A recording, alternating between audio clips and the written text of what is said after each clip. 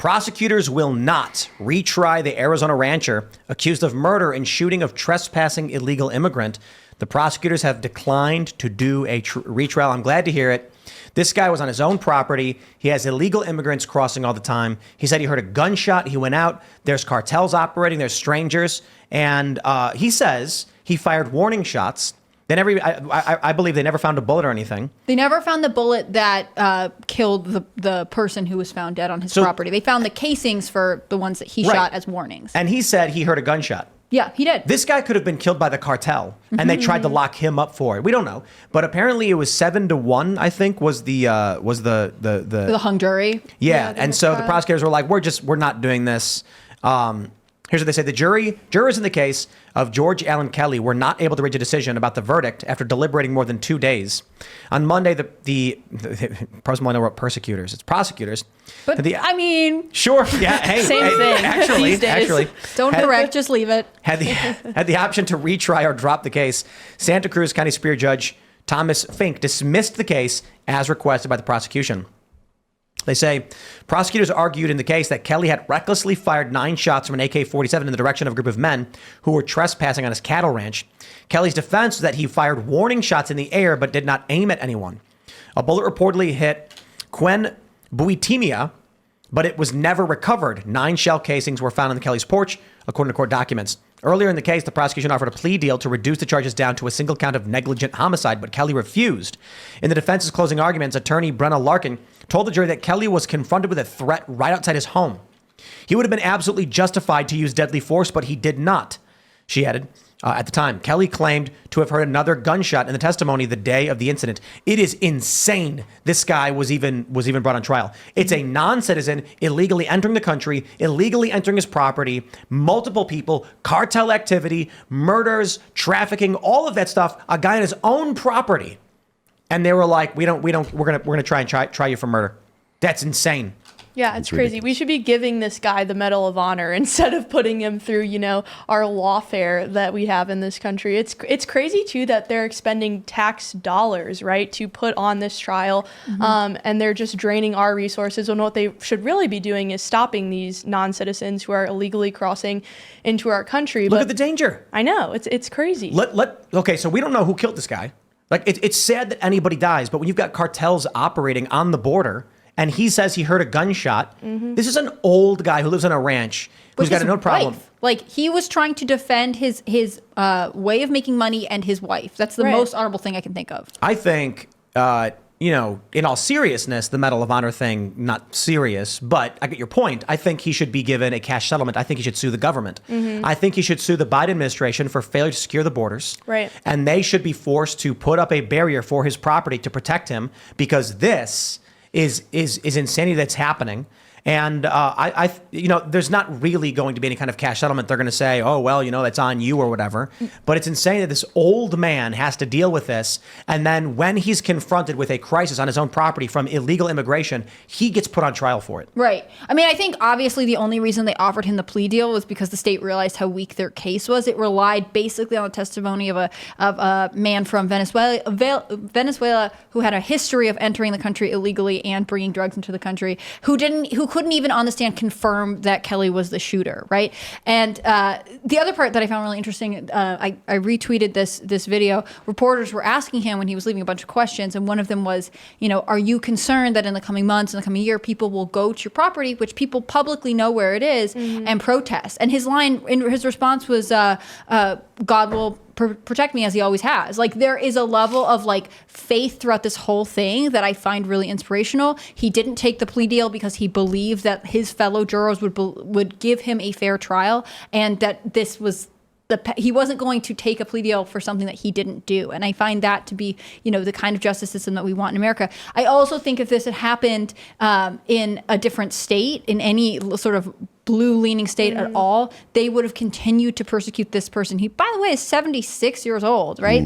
If they were to sentence him to anything in jail, that's life. They are giving him a life sentence no matter what at that age. It's a white pill story for me. And I, again, commend George Kelly for not taking a plea deal when it probably felt a lot of pressure to do so. I mean, they had him on $1 million, they gave him $1 million bail. Mm-hmm. They wanted this person incarcerated life. They wanted to make it less enough. And that's what I found. What's with these people being so evil? Right. That's the thing that bothers me the most is there are people that are looking to make regular Americans into examples because they don't like the laws that exist, right? So they want to use the law as a way to chill people from exercising their rights, which in this case it's multiple rights, right? So property rights initially, like right off the bat, it's his property, and there are people that are trespassing,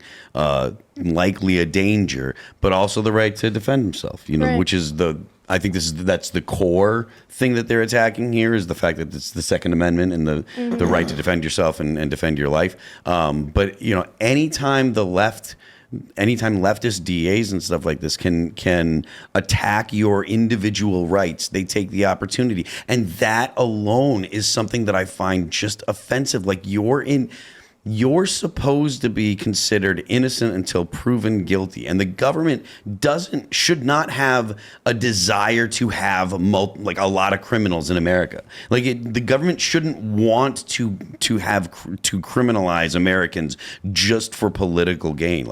That's really offensive to what you would consider a free country. The government isn't supposed to be out to get Americans, but honestly, that is so clear that American citizens are the biggest threat to the government, according to the federal government. And I think this man, too, did the most American thing possible, right? When the government fails to provide you security and safeguards to your life, you have a obligation to take that into your own hands. And a lot of people do. And I think that is something that is uniquely American.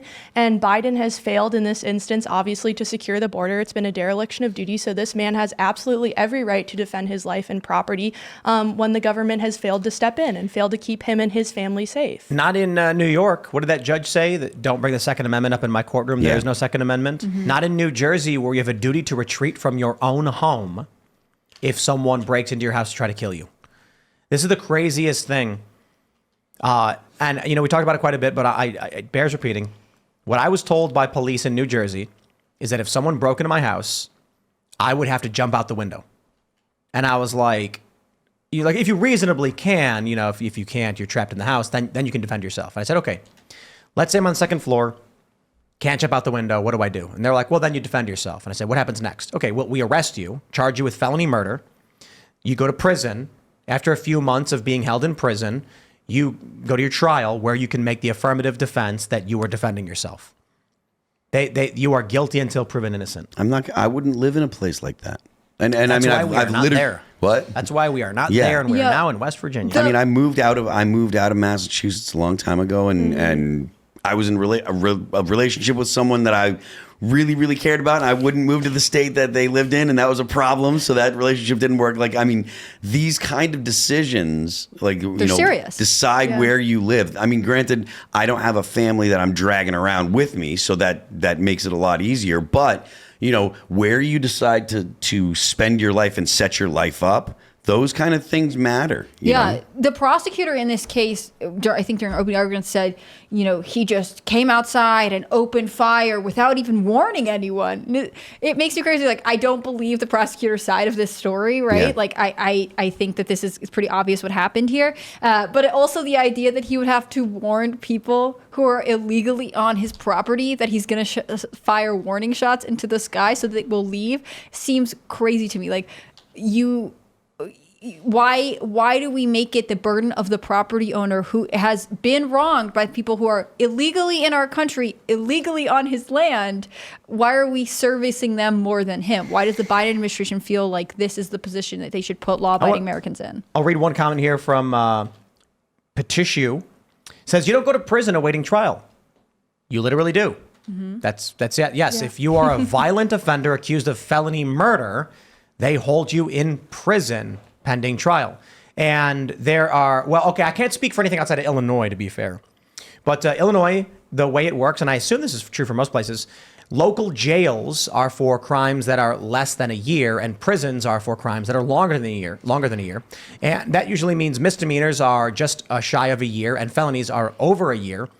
I don't know for any other state, but if you commit like a murder, and it is an egregious murder, and there's probable cause, a preponderance of evidence, they will just send you to prison to await trial. Now, you can get bond or bail and things like that in some instances, but yeah, they will literally just lock you up awaiting trial. Maybe it's different in different places, and maybe there's temporary holding facilities or something. Maybe you'd go to jail, but where I was, I think it's probably fair to say understanding the difference between prison and jail is important. There is no like small, moderate jail in that area where I was in South Jersey, as far as I know. There was a large, actually, maybe there was. Or am I thinking of the one over here? Yeah, maybe there wasn't.